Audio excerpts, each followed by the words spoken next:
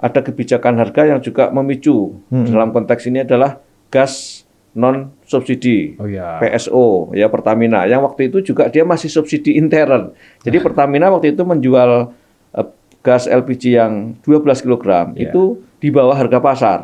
Ya, dia mensubsidi secara internal finansial dia. Ini kan sebenarnya nggak boleh ya, karena dia korporasi. Tapi kan kemudian akhirnya Pertamina mengambil kebijakan dan pemerintah juga akhirnya ACC karena memang itu domainnya BUMN. Akhirnya Pertamina itu menjual gas non PSO secara keekonomian berdasarkan harga keekonomiannya, sehingga antara harga non PSO dan 3 kilo ini menjadi jomplang, ibarat bumi dan langit. Disparitasnya harganya sangat tinggi. Nah, ini yang kemudian awal petaka terjadi berbagai anomali di lapangan karena adanya disparitas harga yang sangat tinggi. Pak Tulus Abadi, pengurus harian Yayasan Lembaga Konsumen Indonesia. Selamat datang di Podcast Merdeka. Boleh tepuk tangan? Pak Tulus. Ya. Sis, kalau mendengar nama Pak Tulus nih, kita sebagai wartawan, itu pasti di awal-awal kita karir, pasti menelpon beliau. Diminta sama editor kita nih. Betul. Tapi Tulus yang mana? Itu harus jelas itu. Ini Tulus yang abadi. Oh iya. Kalau yang itu Tulus penyanyi. Betul. Beda ya Pak? Lebih duluan saya ini munculnya gitu kan. Tapi sesuai namanya nih Sis. Ya. Pak Tulus Abadi itu benar-benar tulus. Dan abadi mudah-mudahan Pak. Ya. Mengurus soal konsumen. Keluhan-keluhan konsumen. Itu pasti Pak Tulus selalu jadi narasumber utama ya Pak. Oke. Pak, kita sekarang nih mau ngobrolin soal gas 3 kg LPG yang lagi heboh, lagi kisruh gara-gara kebijakan Pak Menteri Bahlil yang terlalu mendadak di awal Februari, 1 Februari 2025. Masyarakat kita melihat lagi pemandangan ngantri gas 3 kilo. Yang rasanya masa sih kita harus perlu ngantri lagi kayak dulu ngantri minyak tanah, ngantri gas lagi. Ini udah mau lebaran, udah mau puasa, mau lebaran. Bagaimana nih nasibnya? Nah mungkin lu bisa nambahin Sis yang panas-panas itu Sis. Iya karena gini sih Pak Tulus. Saya sehari 2 hari ini belakangan nih kan. Lihat di sosial media gitu kan. Gara-gara heboh gas 3 kg ini kan. Dulu masih ingat pas kampanye kan ada tagline oke gas Pak Prabowo itu. Akhirnya kan dikait-kaitkan Pak. Tadi saya pas jalan ke sini gitu kan sampai ada bapak gitu kan ikutan sama nyanyi oke gas mana gas katanya. Rame di sosial media juga sama oke gas mana gas. Jadi kayak jadi rame dulu jadi tagline-nya di kampanye. Sekarang kelangkaan gas dikait-kaitkan. Pak, ini sebenarnya ada apa kebijakan pemerintah ini, Pak? Ya, pertama memang kalau kita review dari awal ya, sebenarnya kan gas LPG 3 kg itu kan bentuk migrasi dari minyak tanah ke gas LPG. Jadi sudah 20 tahun yang lalu ketika era SBY dengan JK waktu itu, 2006. Nah tujuannya kan memang untuk menghemat subsidi minyak tanah yang waktu itu tinggi sekali, sedangkan minyak tanah juga produk energi yang sebenarnya sangat produktif karena dia merupakan bahan bakar aftur ya, bahan mentahnya.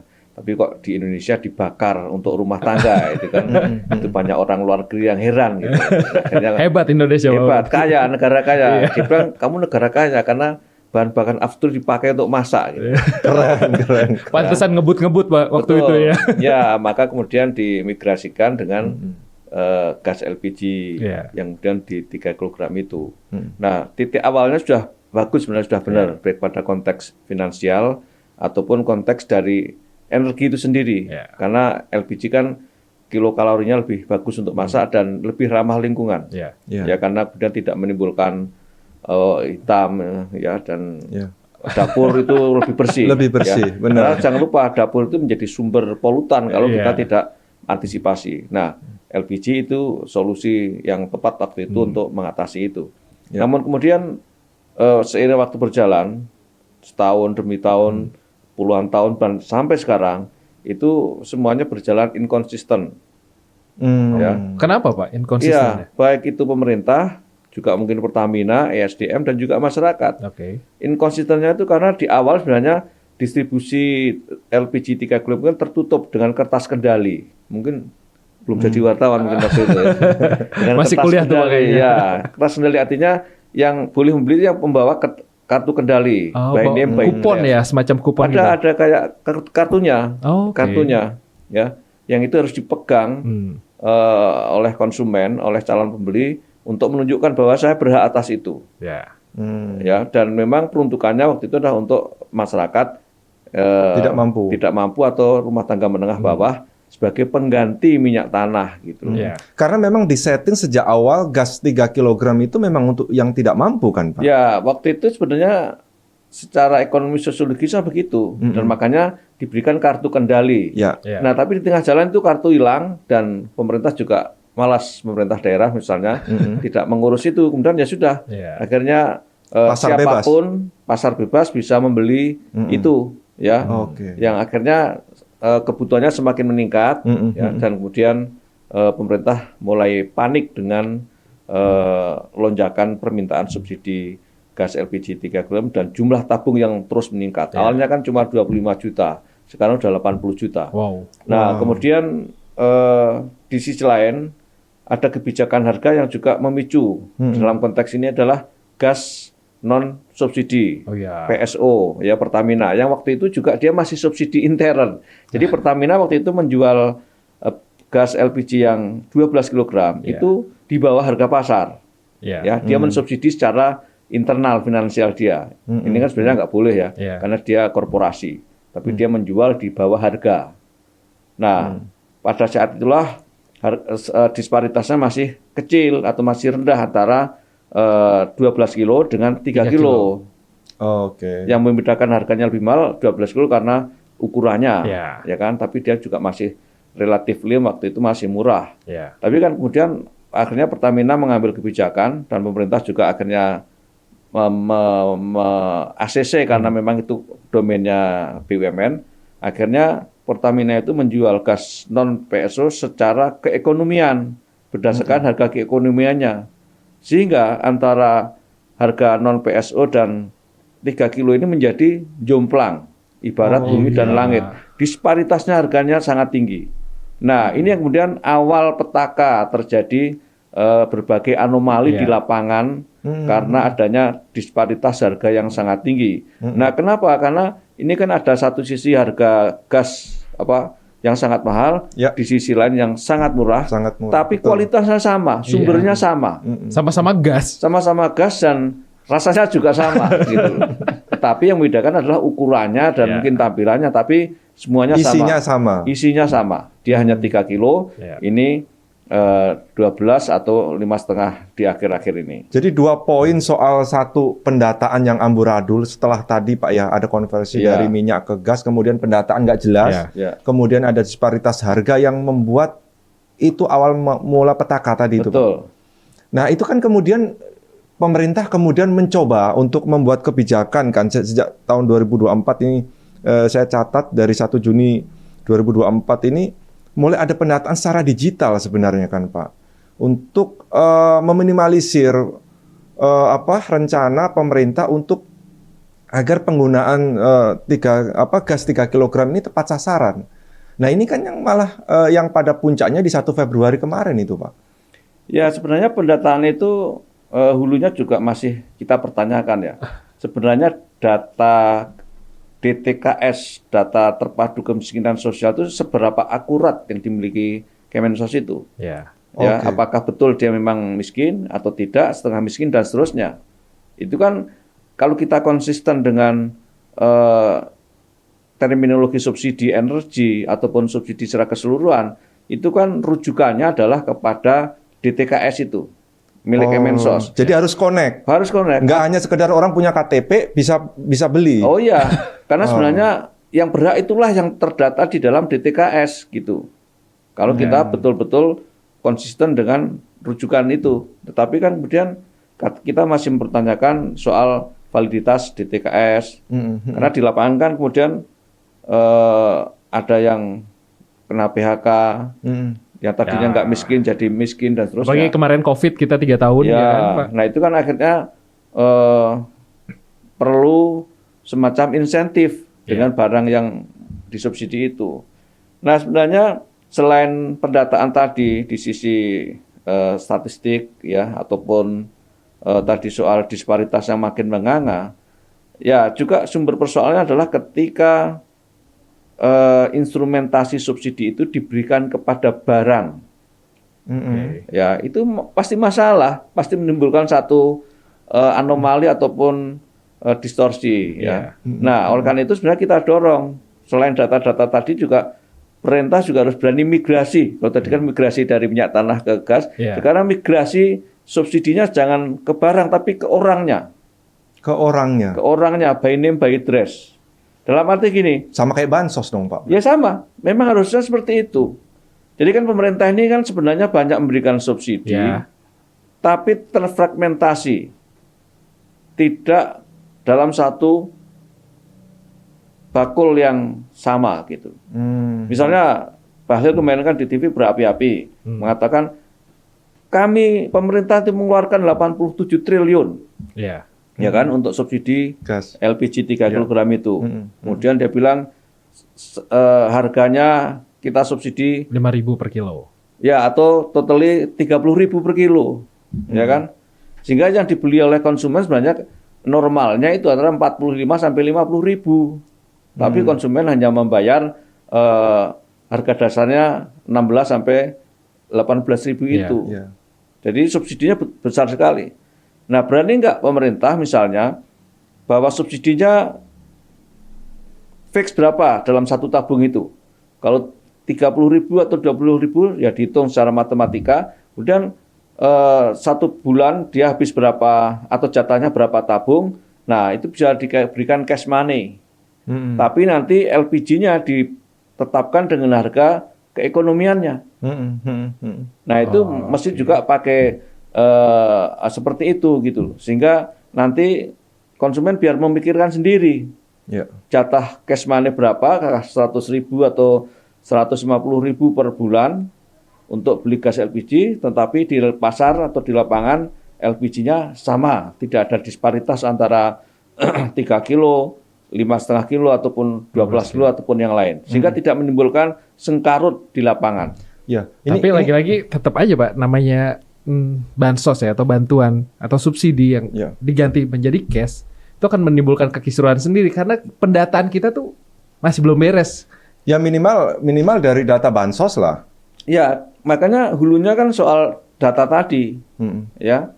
Data tadi itu sebenarnya sumber untuk mengatasi itu. Tapi kalau mengacu kepada subsidi listrik yang khususnya 450 volt ampere dan 900 volt ampere sebagian, itu sebenarnya relatifly tepat sasaran. Pakai data pakai data itu harusnya bisa masuk dari situ ya. Iya. Artinya subsidi tepat sasaran itu sudah terjadi di komoditas listrik 450 dan 900, walaupun itu juga masih banyak titik lemahnya sebenarnya, tapi relatif itu lebih baik. Gitu. Ini saya kadang herannya gini sih Pak, ini kan kebijakan lama yang tadi Pak Tulus bilangnya dari tahun 2006 ya Pak, konversi dari minyak ke gas. Artinya pemerintah sudah punya waktu 15 tahun lebih. 20 tahun. Hampir 20 tahun ya? 20 tahun lebih kan. Kok nggak belajar dalam proses subsidi gas ini biar tepat sasaran? 20 tahun masa nggak ada riset untuk menyiapkan harus sampai pada titik 1 Februari kemarin heboh, orang masih ngantri. Ini jadi kayak teringat 20 tahun yang lalu yang masih baru itu Pak. Ini ngapain gitu loh? Ya konsumen udah nyaman Pak. Sebenarnya dengan era digital itu akan lebih mudah mengontrol ya. Dalam arti tadi kan solusinya menjadikan distribusi tertutup salah satunya. Tertutup itu ya tadi berdasar data DTKS dan kemudian tidak sembarang orang bisa membelinya. Ya. Tapi kan kemudian itu tidak dilakukan selama bertahun-tahun atau bahkan berpuluh-puluh tahun. Semakin terbuka, semua orang boleh dan bisa membeli LPG 3 kg tanpa ada prasyarat apapun. Ya, itu yang kemudian menjadi ketika akan ditransformasikan dari sisi distribusi, ya pasti timbul gejolak. Yang biasa kita bisa beli di warung-warung, kemudian harus beli di pangkalan. Ya kalau pangkalannya banyak, jaraknya juga dekat ya nggak apa-apa. Tapi kan harus berkilo-kilo ke Pangkalan dan itu dilakukan dalam waktu yang sangat cepat, sangat mendadak. Nggak bisa dong. Ini kayak kasus seperti case-nya Pertamina ketika orang beli Pertalite. Ya. Itu kenapa nggak bertahap ya Pak ya?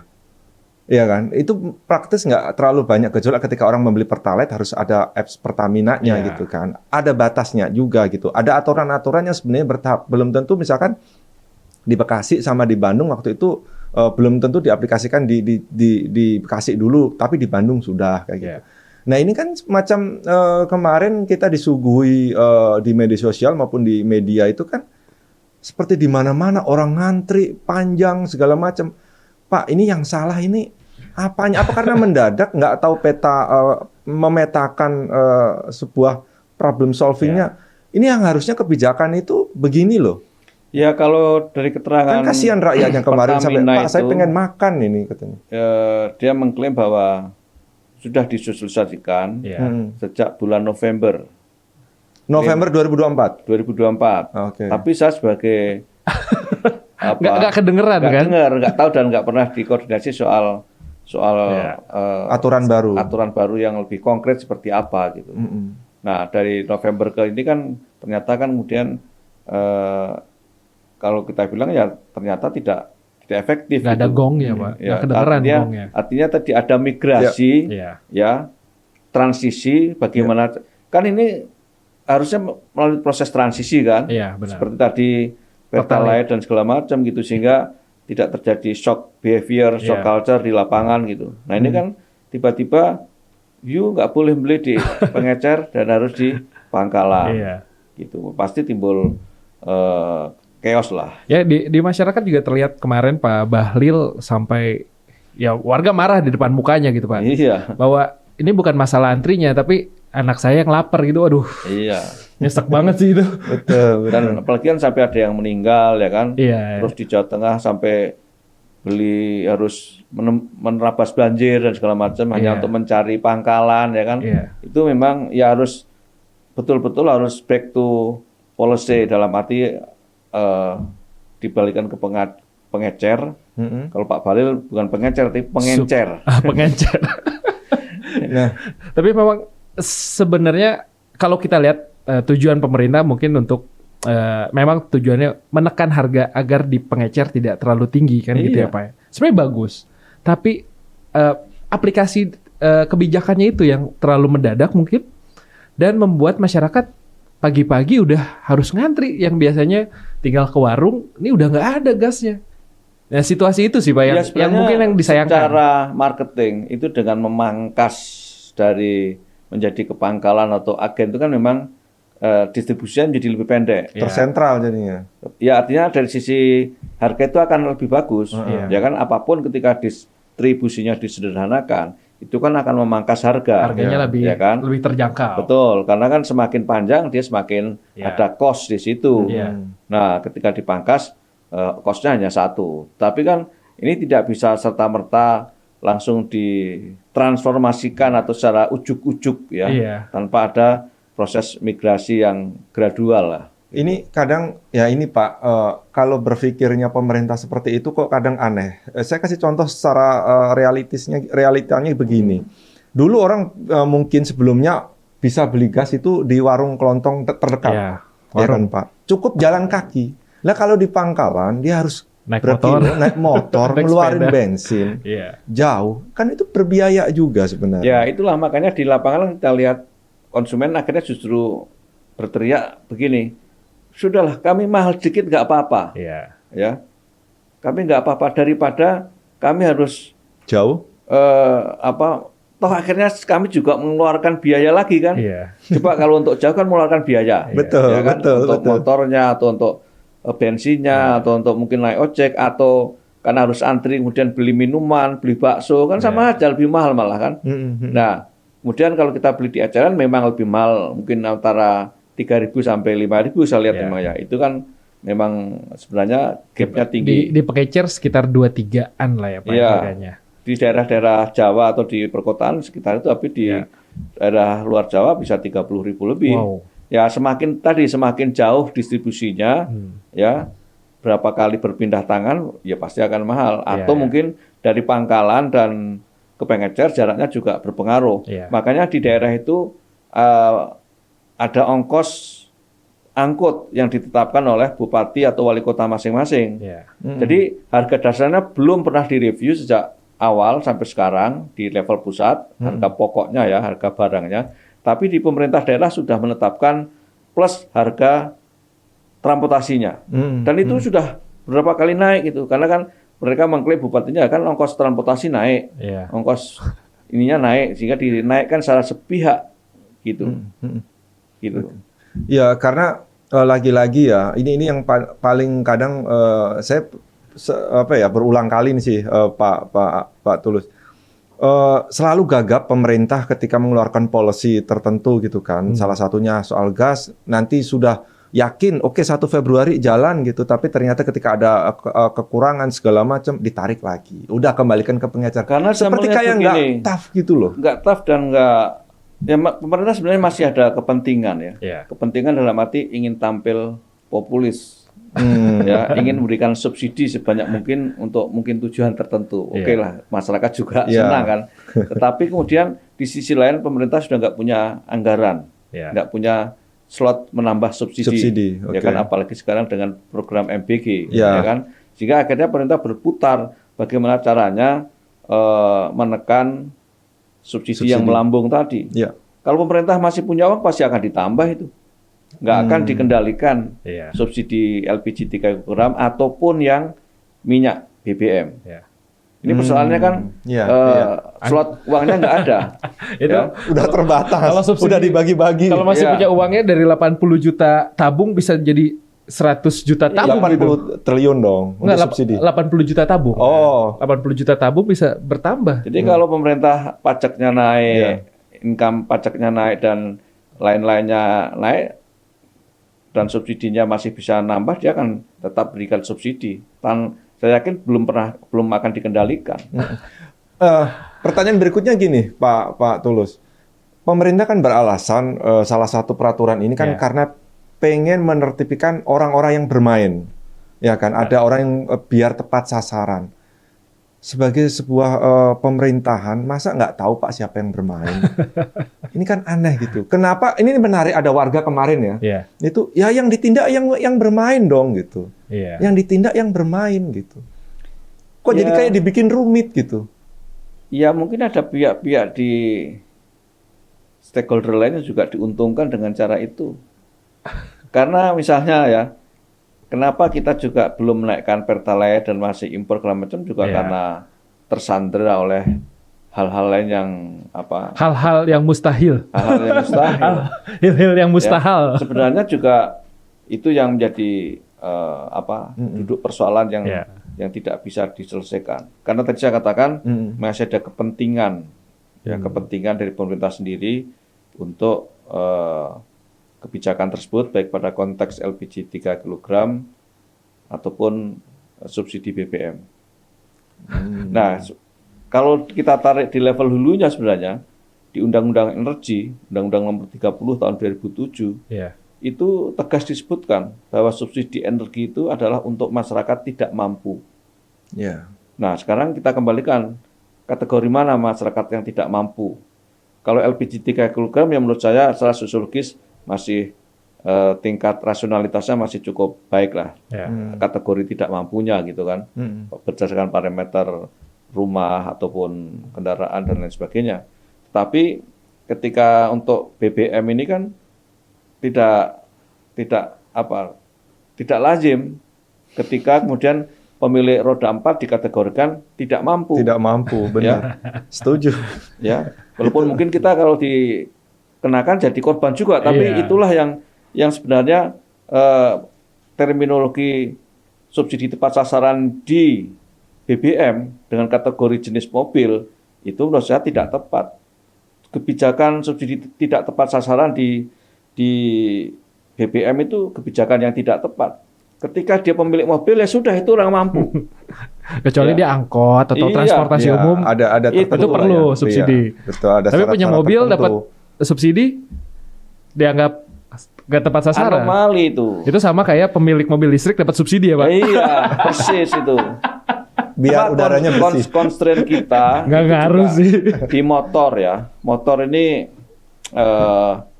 memang sekitar 10-15% nih dia terjerat utang leasing ya, sehingga dia tidak bisa mencicil dan orang-orang yang juga belum layak motor tapi kemudian memaksakan diri beli motor secara kredit leasing, yang kemudian dia terjerat utang piutang itu. Iya, karena kadang orang beli motor kan untuk kerja juga sih Pak.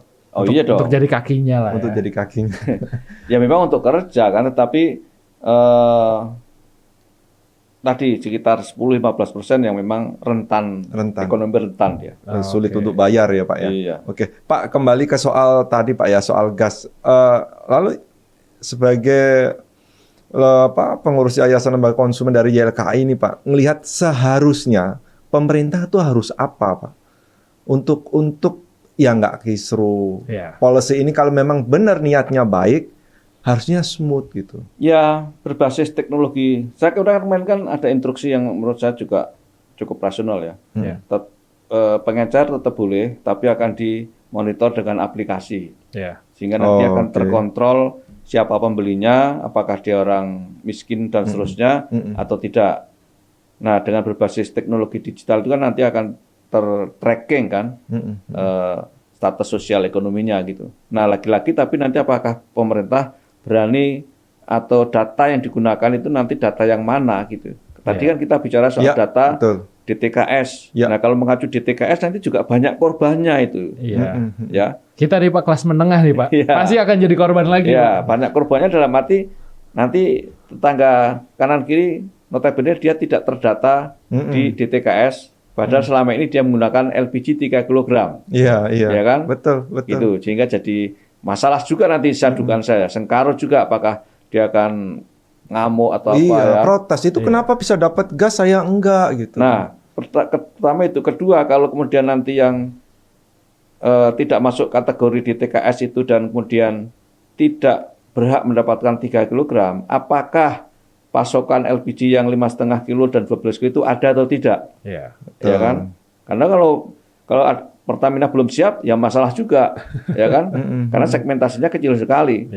Agen di rumah saya itu bisa dihitung jari orang yang menggunakan 5,5 atau bahkan 12 kilo. Rata-rata 3 kilo? 3 kilo dong, gitu. Saya kalau nggak malu juga pakai 3 kilo gitu. Tapi kan ini soal moralitas dan saya juga dorong pada Pertamina untuk membuat 3 kilo yang keekonomian, yang bread misalnya. Kalau nanti yang 3 kilo ini dihargai keekonomian gitu kan. Kenapa? Karena kan salah satu orang kelas, katakanlah orang mampu atau kelas apartemen juga banyak ya, menggunakan 3 kilo. Itu karena praktis, bisa ditenteng kemana-mana. Nah, itu perlu harusnya dipikirkan. Emak ya, bahkan bapak-bapak ketika disuruh istrinya ya, nanti dulu kalau 5,5 atau 12 kilo. Berat. Buat barbel. Kita udah bawa galon nih, bawa ini juga. Nah, kalau 3 kilo kan enteng ya, pakai tangan bisa, apalagi kemudian pakai motor atau jaraknya dekat, dibawa ke apartemen juga bisa. Tapi sekarang apartemen juga sudah mulai pembatasan.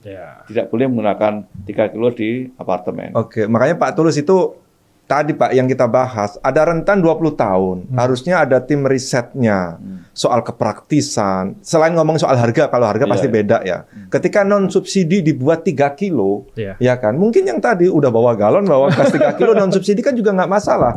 Karena entengnya. Kadang-kadang kelas menengah pun mau loh non subsidi gitu kan. Asal 3 kilo enteng, karena soal kepraktisan mungkin bisa jadi salah satu alasan kenapa 3 kilo, walaupun soal murah sih pasti nomor 1 sih. Ya harganya yang ekonomis, layak buat masyarakat kelas menengah lah pakai kita. Karena kan kelas menengah lagi-lagi terhimpit ya Ji. Yang kaya dapat insentif pajak, yang miskin dapat bansos. Nah kita kelas menengah mau dapat apa gitu? Pajak udah paling banyak. Apalagi kalau fenomena kelas menengah yang turun gitu kan. Iya. Siap Pak Tulus, terima kasih udah ngobrol-ngobrol di podcast Merdeka. Semoga banyak pencerahan ya Pak. Ya, jadi menurut saya solusi yang ke depan itu harus ada solusi holistik dari hulu soal apa tadi disparitas harga itu yang gini, pemerintah untuk memperkecil disparitas harga, di satu sisi pemerintah harus berani mereview. Nah. Misalnya ekstrimnya menaikkan harga LPG yang 3 kg. Ya. Atau Pertamina menurunkan harga yang 5,5 atau 12 kilo. Nah, ini salah satunya harus mau gitu. Pertamina mungkin nggak mau dong. Saya sudah capek-capek meningkatkan harga keekonomian dulu kok harus turun lagi, kan nggak bisa. Pemerintah suruh naikin harga pasti dianggap tidak populis, ya kan? Nah, sepanjang itu tidak diselesaikan, itu sumber persoalannya di situ. Nah, tetapi itu bisa dibantu dengan teknologi digital kalau kemudian segala sesuatu ini dipersiapkan, ya. Dan masyarakat ketika direview soal daya belinya dan segala macam, ya juga harus bersiap-siap gitu loh. Yep. Biar saya jadi ingat yang viral di media sosial, ruwet. Oke, gas. Ya, satu hal yang juga harus kita sorot nih Mas, itu soal kita kan selalu himbau juga agar masyarakat itu yang mampu tidak membeli yang daya beli 3 kilo karena saling rebutan ya. Betul. Ini haknya masyarakat yang tidak mampu tapi diambil yang mampu, kemudian di pasaran terjadi stok yang kurang. Yang itu yang dari sisi akses ya. Dan juga kalaupun nanti ada semacam review harga terhadap 3 kilo ataupun misalnya subsidinya dimigrasikan, ya masyarakat juga harus mereview juga terhadap pengeluaran-pengeluaran yang tidak penting ya. Kalau terjadi kenaikan pada titik tertentu karena pasti mau tidak mau akan terjadi kenaikan ya. Harga gasnya ya. Harga gas ataupun harga yang lain. Nah, yang sering kita minta di masyarakat itu kan ada pola-pola konsumsi yang tidak tepat sasaran dari perilakunya. Nah, ini juga harus dimigrasikan. Nah, dari survei BPS ataupun survei SKI, survei kesehatan Indonesia, itu kan pola konsumsi di rumah tangga itu sangat tinggi, yang konsumsi rokoknya sangat tinggi. Di rumah tangga miskin. Kalau rumah tangga kaya oke lah urusannya. Rumah tangga miskin itu 11-12% untuk konsumsi rokok di rumah tangga miskin ya. Kita bicara rumah tangga miskin. Pengeluarannya justru ya? Iya. Nah, ini kalau nanti ada kenaikan sembako atau kenaikan LPG misalnya, ya kan bisa di-split kan misalnya, sehingga lebih produktif untuk digunakan untuk kebutuhan primer dulu dah. Primer dong gitu.